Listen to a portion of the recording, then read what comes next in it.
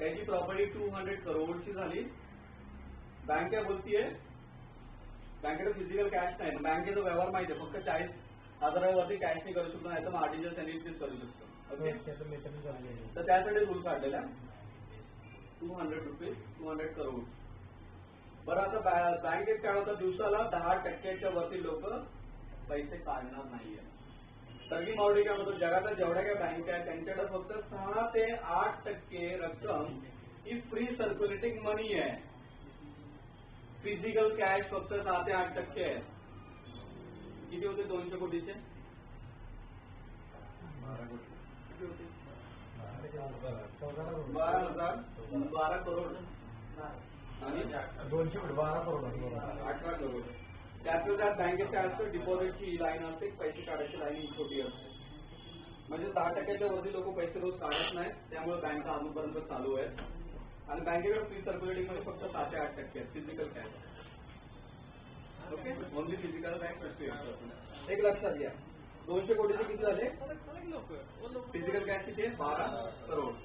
त्याचे 10% लोक किती पैसे काढणार? 10% लोक रोज काढणार आहेत. 12 करोडचे 10% किती झाले? किती झाले? 1,20,00,000 म्हणून बँका सांगतात.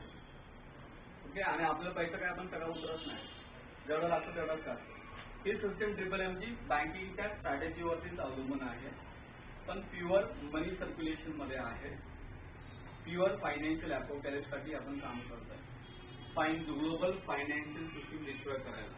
ओके, पण ही ग्लोबल फायनान्शियल सिस्टीम जर डिस्ट्रॉय झाले तर एक व्यक्ती इथं असा बनेल, एवढा पैसेवाला बनेल की इव्हन तुमच्याकडे बँका थोड्या दिवसात येते, भाऊ कर्ज द्या आम्हाला, तुम्हाला लोकांना वाटायला एवढा पैसा तुम्हाला या सिस्टीममधून मिळेल. ओके, तर या सिस्टीममध्ये ऍक्च्युली पैसा कसा मिळतो किंवा काय होतं हे सिस्टीम माहिती त्याच्यामध्ये इन्व्हॉल्व नाही करत. सर्गी मावडीच्या आपण अकाउंटमध्ये पैसे भरत नाही, तर पैसा कसा येतो. ओके, तर बघा ही सिस्टीम अशी आहे की कुठली कंपनी नाही आहे, पैसा आपण कंपनी देऊन परत तुम्हाला रिटर्न करत नाहीये. ओके, ही व्यक्ती आहे, यांनी याला मदत करायची, ही याला मदत करणार, यांनी एकमेकांना आपण मदत करायची आहे. ओके, तर मगाशी मी काय सांगितलं तुम्हाला, जगामध्ये 5-6 अडचणी काय त्यावेळेला आपण एकमेकांना मदत करतो. तसंच आपल्याला या सिस्टीममध्ये एकमेकांना मदत करायचं आणि फक्त डोक्यात कॉन्सेप्ट भरायचे की मला मदत करायची आहे आणि घ्यायची आहे. ओके, तर या सिस्टीममध्ये फ्री ऑफ कॉस्ट लॉगिंग आहे, कारण सोशल नेटवर्किंग आहे. फेसबुकवरती पण फ्री ऑफ कॉस्ट लॉगिंग होतं, गुगलवरती पण आपण फ्री ऑफ लॉगिंग हे करू शकतो. सर्फिंग वगैरे फ्री ऑफ, शोधू काय जे आपल्याला पाहिजे नॉलेज घेऊ शकतो फ्री ऑफ कॉस्ट. ओके, तर हे पण सिस्टममध्ये काय होतं की तुम्हाला फ्री ऑफ लॉगिंग होतं. लॉगिंगसाठी तुमचं नाव लागतं, पूर्ण जन्मतारीख लागते, सॉरी पूर्ण नाव, जन्मतारीख, बँक डिटेल्स लागतात नॅशनल बँकचे, आणि नंतर अजून तुम्हाला हे लागतं मोबाईल नंबर एक परमनंट लागतो. तर ते 4 गोष्टी असं की तुम्हाला इथं फ्री ऑफ लॉगिंग होतं. बरं, आता फ्री सर्क्युलेटिंग मनीचा कॉन्सेप्ट लक्षात घ्या. प्रत्येक व्यक्तीला जे आपले वाटत की मला या पैशाची गरज नाही, ते पैसे आपण कुठे ठेवतो? बँकेत होतो. तोच पैसा तुम्ही या सिस्टीममध्ये इन्व्हॉल्व करा, अजून सर्विंग ऑलरेडी बोलतोय. आणि कष्ट करून पैसे कमावण्याची गरज नाही. या सिस्टीममध्ये तुम्ही आलात तर तुम्ही बनाल इथं युनिव्हर्सल फायनान्शियल मनी ड्रॉवर. काय? युनिव्हर्सल फायनान्शियल मनी ड्रॉवर. ओके, फक्त सिस्टीमच्या 10 कंडिशन्स आहेत, त्या 10 कंडिशन्सला अप्लाय करा तुमच्या ह्याच्यासाठी, किंवा 10 कंडिशनला ऍक्सेप्ट करा की तुम्ही ह्याच्यातून खूप सारा पैसा कमवू शकता. तर खूप सारा पैसा तुम्ही ह्याच्यामध्ये करू शकता. आणि बघा पुढे जाऊन काय आपण थोडं दिवसून डॉलर विसरून जाणार आणि फक्त मावरो सगळ्यांच्या तोंडात फक्त मावरोच असेल. ओके, म्हणजे आपण डॉलरला ऑलरेडी विसरलो. ओके, तर या सिस्टीममध्ये 10 कंडिशन्स अशा आहेत. सगळ्यात पहिले आपल्याला जीमेल वरती एक फ्रेश आयडी ओपन करायची. ओके, की आपला mobile number birth of date असते, त्यामुळे आपल्याला ओपन नका वापरू. तुम्हाला काय प्रॉब्लेम आला आणि ज्यांनी 10 यांनी मॅडमला तुम्हाला दिले, तर तुम्ही तुमचं प्रायव्हेट अकाउंट वापरणार त्यांची देणार का पासवर्ड त्यांना? जुने लोक वापरतात, पण तसं नका करू. आपली सिस्टीम, आपल्या या सिस्टीममध्ये आपण काय झाले नवीनच करा. जीमेल आयडी फ्रेश ओपन करा. सेकंड काय तुम्हाला सिस्टीमची कॉन्सेप्ट, एक टेलिकम्युनिकेशन साठी तुम्हाला तुमचा एक परमनंट मोबाईल नंबर साठी द्यायचा आहे. ओके, लॉग इन करता वेळेस. तिसरे कंडिशन काय, या सिस्टीम मध्ये यायचं आहे तर तुम्हाला सगळ्यात पहिले फ्रेश बँक अकाउंट पाहिजे. जुनं असेल तरी चालेल, काही प्रॉब्लेम नाही, पण नवीन खोला, नवीन बेस्ट आहे. नवीन अकाउंट जर तुम्ही खोलला तर सेव्हिंगचं पण चालेल किंवा आता करंटचं पण चालतं. ओके. सेकंड वन आता काय, थर्ड वन, ते अकाउंट बँकेचं अकाउंट खोलल्यानंतर तुम्हाला त्या बँकेच्या अकाउंटला नेट बँकिंग फॅसिलिटी घ्यायची प्लस तुम्हाला चेकबुक फॅसिलिटी घ्यायची. चेकबुक का, एनईएफटी वगैरे ट्रान्सफर करण्यासाठी लागतं. ओके. फ्रेश बँक अकाउंट करायचं, सेव्हिंगचं अकाउंट घ्यायचं, net banking facility plus chequebook facility घ्यायची.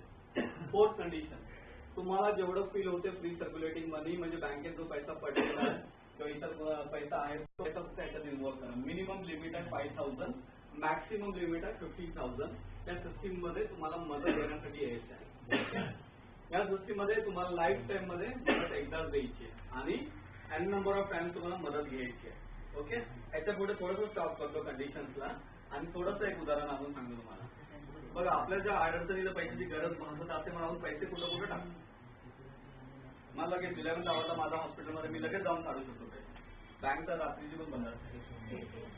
नाही मॅडम, आपण बिस्की मध्ये पैसे टाकतो किंवा फंड मध्ये काढतो, बचत गटामध्ये पैसे भरत असतो. काय ना काय कुठेतरी गुंतवणूक असत पाहिजे. ओके. पोस्टर वेगळं तरी इन्व्हेस्टमेंट झाली तुम्हाला. बीसी फंड आणि विदाउट बीसी याच्यामध्ये तुम्हाला 11th आवरला पैसे मिळतात. 11th आवरला. ओके. मग आपण टाकतो. आता तुम्ही बीसी समजा लावले असते कुठेतरी पैसे, किती मेंबर्स असतात, किती पण असतात, मग तुम्हाला किती महिने बीसीचे पैसे भरायला लागतात? मेंबर्स असतात तेवढ्याच महिन्यात. येस, मेंबर्स तेवढ्या महिन्या नाही तर मग ठरवलेली परफेक्ट मुदत आहे 2 वर्ष 1.5 वर्ष एवढे पैसे भरायला लागतात. बीसी मध्ये पैसे टाकले तुमचेच पैसे तुम्हाला रिटर्न मिळतात पण मदत होते. बीसी कशी असते की सगळी लोक 10 तारखे एक तारीख ठरलेली असते, सगळे मेंबर्स एकत्र जमतात, पैसा गोळा करतात, शिक्षा टाकतात, ज्याच्या नावाची क्लिनिकला पैसे देतात. ओके. पैसे त्याला देतात, तो पैसा पण घेऊन जातो माणूस. फंड कसा असतो, फंड किंवा बचत गट कसे असतात, सगळे मेंबर्स एकत्र येतात, पैसे जमा करतात. बँकेत नाही ठेवत पैसे. ज्यांना गरज, मेंबर्स लोकांना पैसे गरज, त्यांची नावं असतात. या माणसाला 10,000 पाहिजे, या माणसाला 15,000 पाहिजे, 20,000 पाहिजे, 25,000 पाहिजे आणि ते पैसे ते काय इंटरेस्ट द्वारे देतात. 5% बाहेरचा माणूस असेल तर 10%. पण इंटरेस्ट आणि मुदत जमा करतात आणि वर्षकाठी नंतर प्रत्येकाला ते इंटरेस्ट आणि मुदत वाटून टाकतात. परत नवीन वर्षाने परत येतात, चालू करतात. ओके. लिलाव विषयी काय सगळ्यात जास्त फायदा, लिलाव फंड मध्ये थोडा फायदा होतो. लिलाव विषयी मध्ये सगळ्यात जास्त फायदा. लिलाव विषयी काय चालवली असेल कधी, पैसे टाकले असेल कधी, मला माहिती आहे. बरं, आता एवढी लोक जेवढी जमलेले आहेत तिथे 10 लाख रुपये जमले. मी लिलाव विषयी चालवणारा हेड आहे.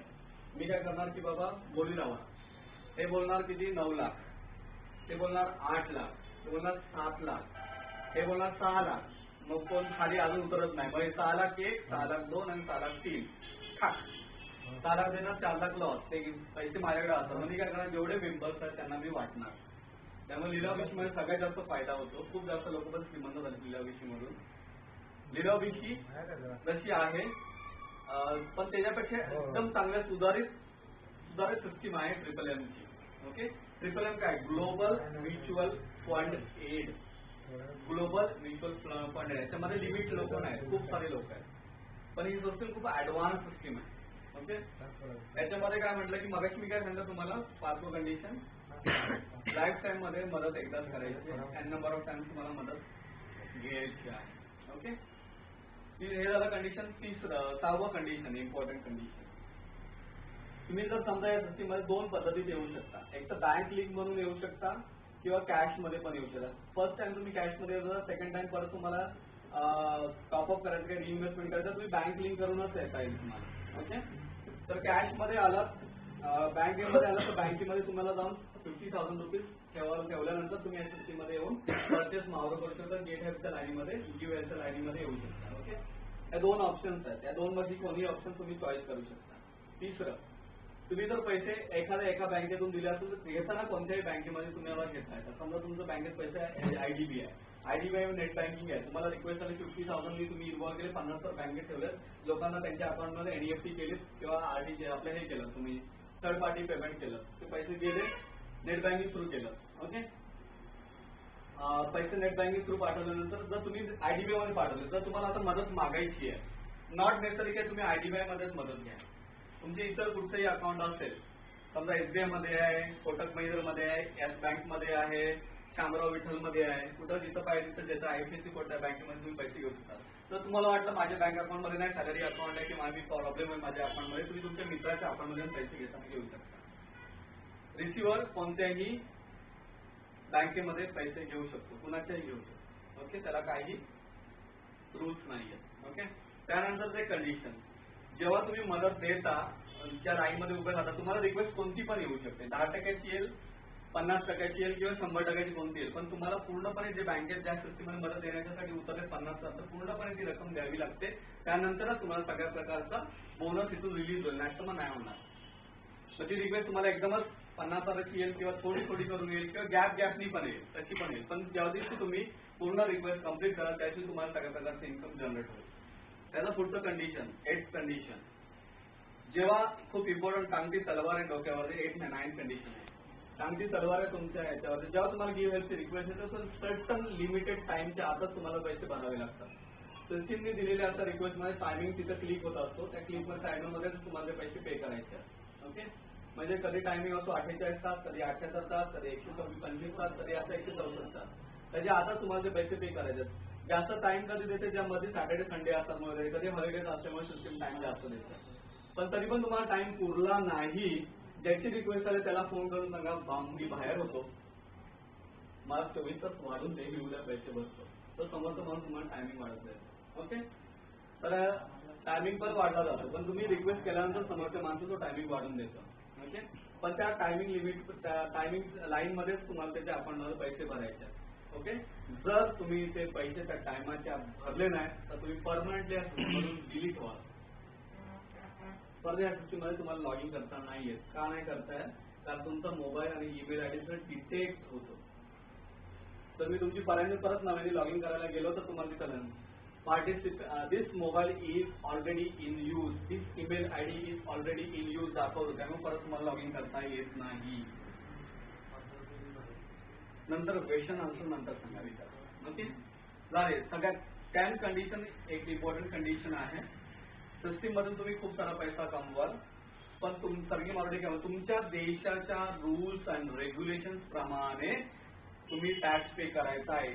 जास्त रक्कम आली, आपल्या देशाचा रूल्स अँड रेग्युलेशन 5 लाखावरती तुम्हाला टॅक्स लागतो. ओके, तर तुम्हाला काय करायचं आहे, जर जास्त पैसे यायला लागले तर तुम्ही काय करा, सीए तुमचा अकाउंट करायचा आहे. सीए तुम्हाला सगळ्या गोष्टी मॅनेज करून देईल. सिस्टीम तुमचा 1ही रुपया कट करत नाही.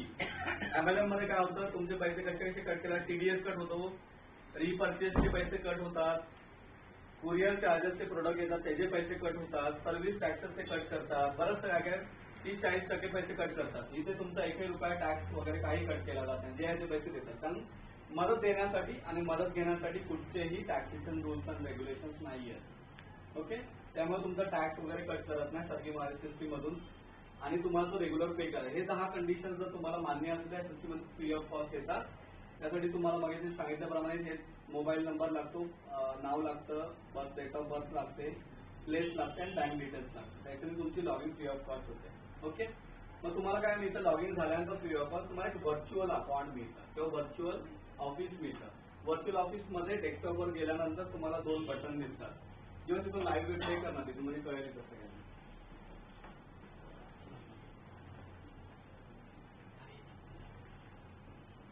आयडिया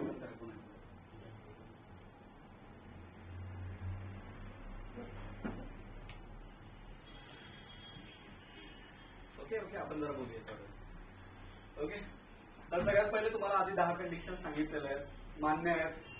आपण या सिस्टीममध्ये प्रत्येकाला कंडिशन सांगूनच घेतोय, त्यामुळे नंतर बोलतो का यार मला रिक्वेस्ट आली मी नाही पैसे आतापर्यंत, त्यापेक्षा तुम्ही याच्यामध्ये लॉग इन करू नका. ओके, कंडिशन सांगूनच तुम्हाला घेतो, त्यामुळे तुम्हाला जेव्हा रिक्वेस्ट येते तुम्हाला पैसे भरायलाच लागते. ओके, झालं. ओके, 2 बटन दिसतात प्रत्येकाला. जरा स्क्रीन वरती घे ना, मधून जरा साईडला सगळ्यात दिसतं खाली जे फक्त स्क्रीन हे वरती दिसते गेट हेल्प, प्रोव्हाइड हेल्प म्हणजे